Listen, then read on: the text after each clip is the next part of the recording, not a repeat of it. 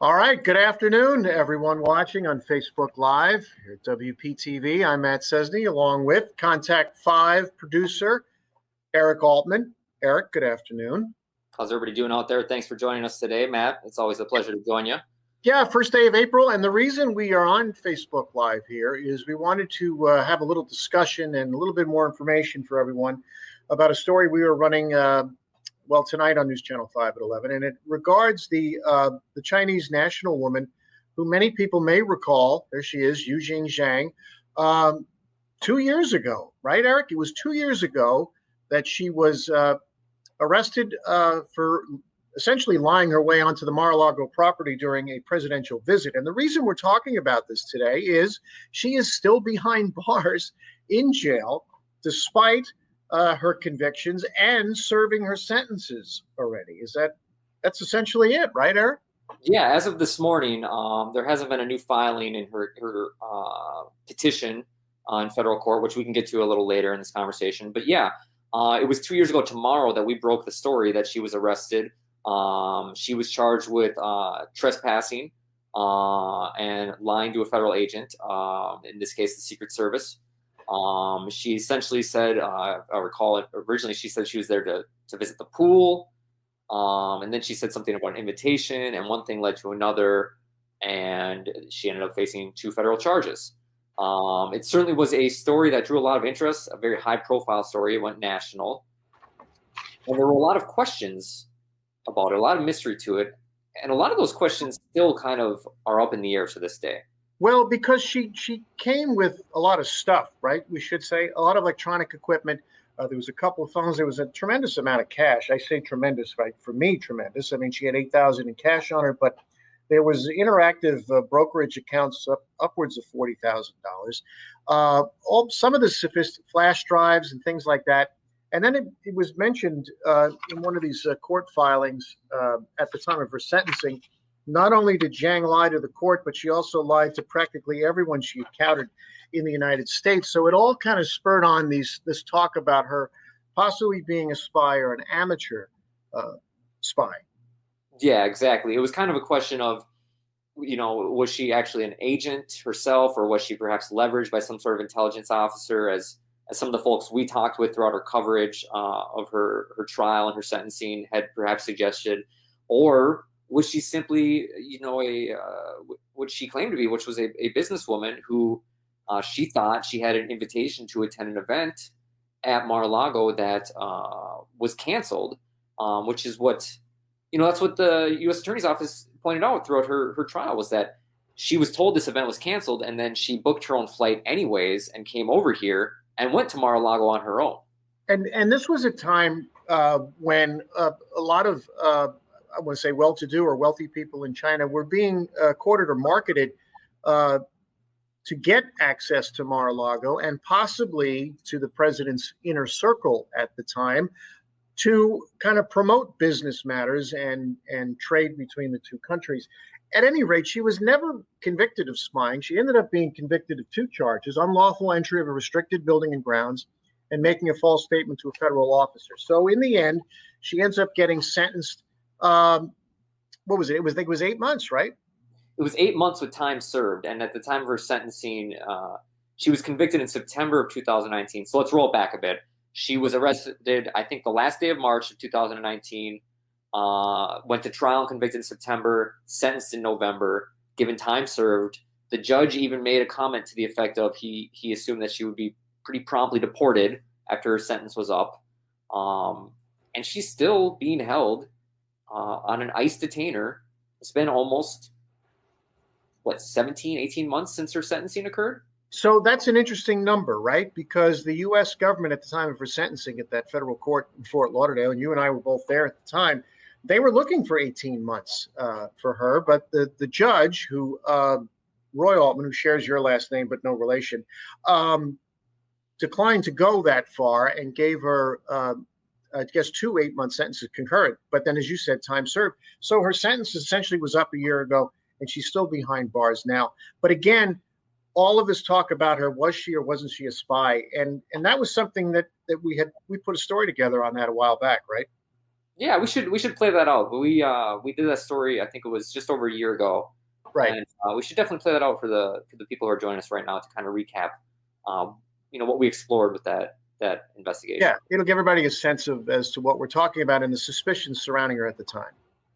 The way I would explain it is it's a target-rich environment. Former CIA analyst Lisa Ruth is talking about Florida and its attraction for international spies, especially the Chinese. You start with President Trump and Mar-a-Lago, and that is absolutely an intelligence target for every country around the world. 56-year-old Chinese woman arrested in December is the latest to be accused of trespassing and taking pictures inside Mar-a-Lago, the winter White House for President Trump. A month earlier, Yujing Zhang was sentenced to 8 months for lying to Secret Service agents to get inside a secure Mar-a-Lago. Prosecutors say she had electronic equipment and was taking photos. Neither were charged with espionage. Former intelligence people still believe, though, something was up. Tim Miller is a former Secret Service agent. Because remember, it's not just about intercepted communications. It can be situational awareness. People that are trying to identify what cameras see what at certain times. The entire thing is concerning. It's a pretty simplistic and sort of amateur approach, which you find a lot in Chinese collection efforts. Nicholas Eftimiadis is a former intelligence officer who wrote a book on Chinese intelligence operations. His data reveals 20 federal cases in Florida involving Chinese citizens in the last 20 years, which include 4 instances in the past year of Chinese nationals arrested and accused of espionage, allegedly taking pictures inside the Key West Naval Air Station. One has already pled guilty and is serving a year in prison. Speaking by Skype from Pennsylvania, Eftimiadis says spying is encouraged and rewarded by the Chinese government. What you have is a lot of entrepreneurs, untrained, who are trying to collect specific information. They are encouraged when they're here to start looking around, develop relationships, and in exchange they get things paid for, their school paid for, their family is treated well. It's a good deal. Unless they get caught. All of those arrested deny any claims they are spies, just international students or tourists drawn to certain Florida locations. I think it's all one and the same. I think the bumbling tourist is, in fact, the amateur spy. Keep in mind, the spy moniker doesn't mean somebody who is trained by an intelligence service. That means somebody who an intelligence officer is directing to go do something. Experts say for China, the espionage can be economic as well as governmental, and the goal is well known. Their plans, as Xi Jinping has said many a time, to be China to ascend to its rightful place at the top of the world by 2049. Right. So that was a story we did at the time, which was kind of it was kind of in the air everywhere here in Florida, with all the interest from a lot of people from China being arrested on suspicion of spying. And there was one interesting comment there that came from Claudia. She could have been the amateur to hide the real spy. And that was a possibility that was brought up to me by a former Secret Service agent as well, to create a distraction on the property while the real spy goes in. And there was a lot of moving parts to this, and there was a great deal of suspicion around it. But again, the government never really presented any evidence she was a spy. And so she gets convicted of these 2, I would say, lesser charges, and serves out her sentence and is still behind bars a year later. And that's when you kind of stepped in, Eric. Why don't you kind of explain what you did just a few weeks ago on this? Yeah, so a few weeks ago, there was a filing in the Central District of Florida federal court that Zhang made herself. Petition, a writ of habeas corpus. Essentially, this is a petition you can file in federal court where you believe that you are being held unlawfully and against the Constitution. And in her case, the judge ordered federal officials to respond to her petition. She said that it was handwritten. It was actually very interesting. You and I talked about this, Matt. It was very interesting. Right here. I have it right here. There it is. Yeah, it's right there. And I was just gonna, go ahead. She said this is unlawful. It's a violation of my rights. I'm kind of surmising here. Right. I haven't spoken with my family in over a year. So, we did a quick little story about that when we found that. she comes off as almost a sympathetic figure at this point. I mean, she goes from suspected spy to now, why is she being detained for so long? And in this handwritten habeas corpus, I am in custody in the Glades County Jail since December, it looks like 4th, 2019. She writes, how long am I going to be in custody? I've lost contact with my family. You do reach the point where you're like, you start to ask questions, and we did, as to why she was still being held. And there were apparently no clear answers to that. No, the federal government, the U.S. Attorney's Office, responded to her petition 2 weeks ago. And the judge has yet to issue any sort of ruling on it, schedule a hearing on her petition, etc. But the U.S. Attorney's Office responded and said that deportations to China were halted because of the coronavirus pandemic. But then they noted that deportations resumed in May of 2020. And so the attorney we spoke with, that you'll see in a story we'll share shortly here, told me that, that just doesn't make sense. They've had 10 months now to put her on a plane and remove her back to China. And the more we looked into this, we talked to an immigration attorney who kind of told us that essentially the State Department can secretly have these hearings with a judge and not publicly state reasons why they want someone held. And we're not saying that that may have been the case, because if it's secret, we wouldn't know about it. But it was one of the possibilities that was raised to us. It was certainly one of the possibilities. I don't think at this point, given their response, and it's a very detailed response where they talk about, rather that the coronavirus pandemic has been impacting removals to China. So I don't think that is the avenue that we're going to see them go down.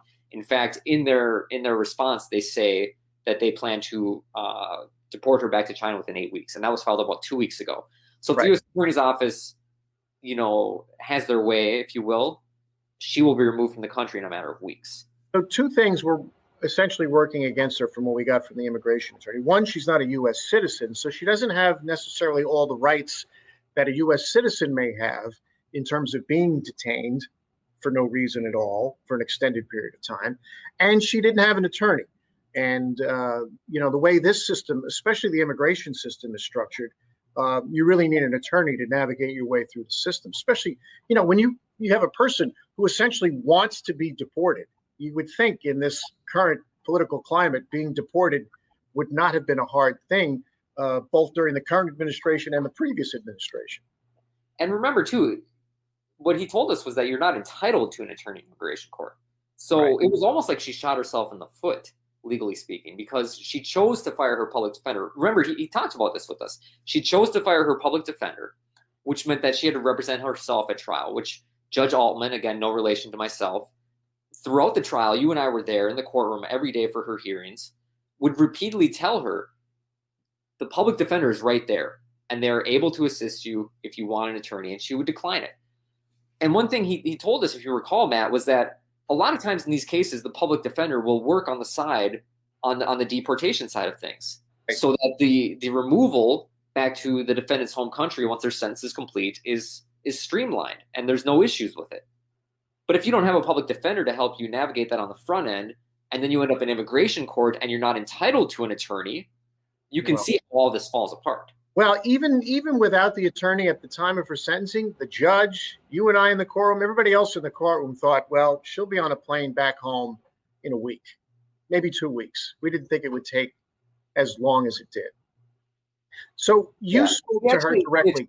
The attorney we spoke with in the story was unable to join us, but he has been able to watch a little bit. He just texted one clarification, which is that not the State Department, but DHS ICE can present secret evidence before he said, unlikely this happened here because she accepted a final order for deportation, according to the recent filing. Okay, right. And again, we said we really didn't know, but now it doesn't seem as if it's likely, which makes this even more mysterious. The fact that they held her for over a year for no apparent reason really makes this kind of suspicious. You spoke directly to her. What was her demeanor?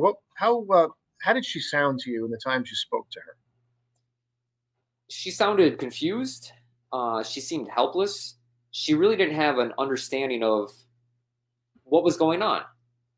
She repeated herself a lot in the course of several conversations we had. We spoke, I believe, 9 times. I'd have to check my notes. I know she called well over a dozen times in the course of a week and a half. But I think this would actually be a good time, Matt. Maybe we can play out the story, and then we can talk a little more about those calls and maybe answer some viewer questions. Sure, we can do that. This is going to be the story that's going to run tonight, correct? Tonight at 11 p.m., News Channel 5. So yeah, we took a look into why was this woman being held for no apparent reason out in the Glades County Jail, out on the other side of Lake Okeechobee. So let's take a look. It all started with this letter. Contact 5 investigative producer Eric Altman sent it to Yujing Zhang just weeks ago at the jail where she's being held. And it didn't take long for Zhang to respond.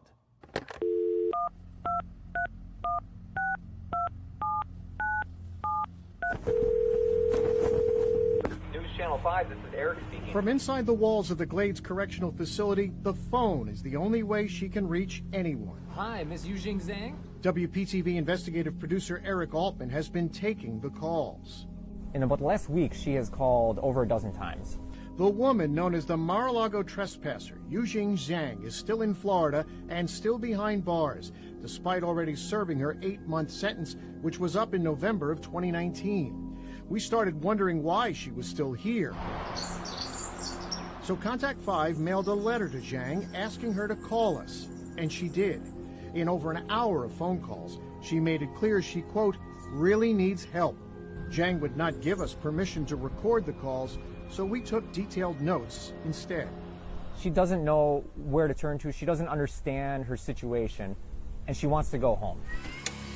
Zhang was arrested after visiting Mar-a-Lago in March of 2019, and suspicions of spying were immediate. In federal court in Fort Lauderdale, the government said she had an agenda, carrying a large amount of cash, several phones, thumb drives and hard drives, and snapping pictures. During a recent phone call, Altman asked Zhang what she did for a living, and she said, quote, I'm afraid I cannot say a lot about that. Throughout her trial, she made a bizarre attempt to act as her own attorney, but even then, there was no solid proof she was a spy. Convicted of lying and trespassing, even during her sentencing, the judge said he believed Zhang would be promptly deported back to China. She wasn't here very long, less than 2 weeks, I believe, and they got the State Department to cancel her visa, which is quite unusual. Richard Huber is an experienced immigration attorney who has trouble understanding why Zhang is still in jail in Florida. This indefinite kind of detention is certainly, it's unusual. In a recent court filing, the U.S. Attorney's Office said removals to China were halted because of the pandemic, but they resumed last May. Zhang's deportation case is one of more than 1 million pending immigration cases, and the backlog of immigration cases has doubled in just 5 years, according to Syracuse University's TRACS Immigration Project. Despite this, Huber says the delay in sending her home still doesn't make sense, especially when the government resumed removals to China 10 months ago, and he wonders why she's still in jail. I think no federal judge is going to be on board with keeping her detained indefinitely. Immigration and Customs Enforcement did not respond to our question about her case and why she's still sitting in a jail. That's just under 80 miles from former President Donald Trump's club and home. Meanwhile, Zhang, learning about the law behind bars, hand-wrote a habeas corpus request to a federal judge, asking for an attorney to be appointed to assist her in returning to China, despite not wanting an attorney during her trial. Her request says, I've lost contact with my family, and it's unknown when I am going to be released. Zhang told our Contact 5 producer on the phone, quote, obviously, it violates my civil rights, right? This is the part of immigration that's fascinating. There is no rules against double jeopardy. You could pay the time for the criminal matter. I think this will come to an end at some point. A judge hasn't ruled on Zhang's petition for habeas corpus, which could be moot at this point, because if the U.S. Attorney's Office has its way, Zhang will be on a plane returning to China in just a few weeks. So that's the story that's going to run later today. You know, Eric, it really does kind of highlight how murky the immigration system is. I mean, for some people, especially someone like this woman who got convicted of a federal crime, you could almost be put in a jail, lost and forgotten. And it was kind of like that until we kind of took notice of the fact, wow, she's still here. She didn't go back. And I know COVID did halt a lot of these deportations, but they had started up several months ago. And there really doesn't appear to be any reason why she was still behind bars. Yeah, I mean, look, COVID, the coronavirus pandemic halted deportations specifically to China for about 4 months, I want to say, from mid-January to mid-May. So there really isn't a solid explanation. The U.S. Attorney's Office does give a couple of the reasons throughout their filing, but it really does kind of raise the question of, in 10 months, you couldn't get her on a plane? Right. You couldn't remove her to China in the last 10 months? There have been flights, and the Chinese government has been accepting, citizens returning from abroad. They might not be accepting foreign visitors, but they have been accepting citizens returning from abroad, or even foreign workers who have the proper visa credentials, approved by the Chinese government. So it certainly raises the question of why she's still in jail. I think it's kind of worth noting too. In the other story we showed, there was a total of 6 Chinese nationals arrested in 18 months at either the Key West Naval Installation or at Mar-a-Lago.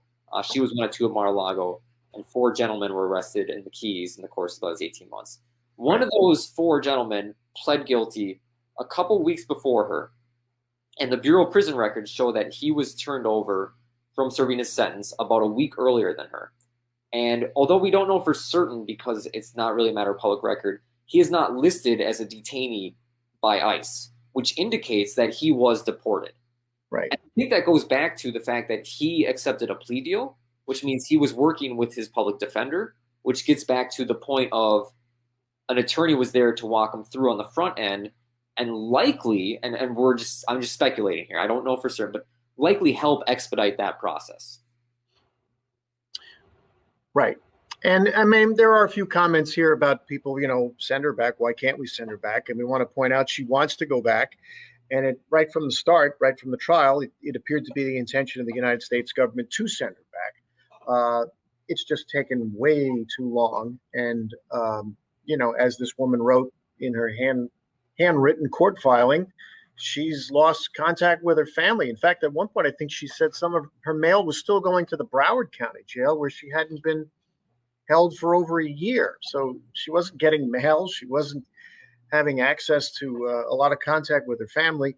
But it does appear as if at this point, the government is going to have to send her back, because indefinitely holding someone like this does not seem to stand up to any kind of legal precedent or challenges. Yeah, and that's also what she stressed in our several conversations on the phone. I mean, the biggest takeaway, I remember at one point telling her, the biggest takeaway I'm getting from you is that you want to go home, you've lost contact with your family, you miss your family, and you don't understand what's going on. You don't understand why you haven't been sent home at this point. It was the theme that she kept repeating over and over again.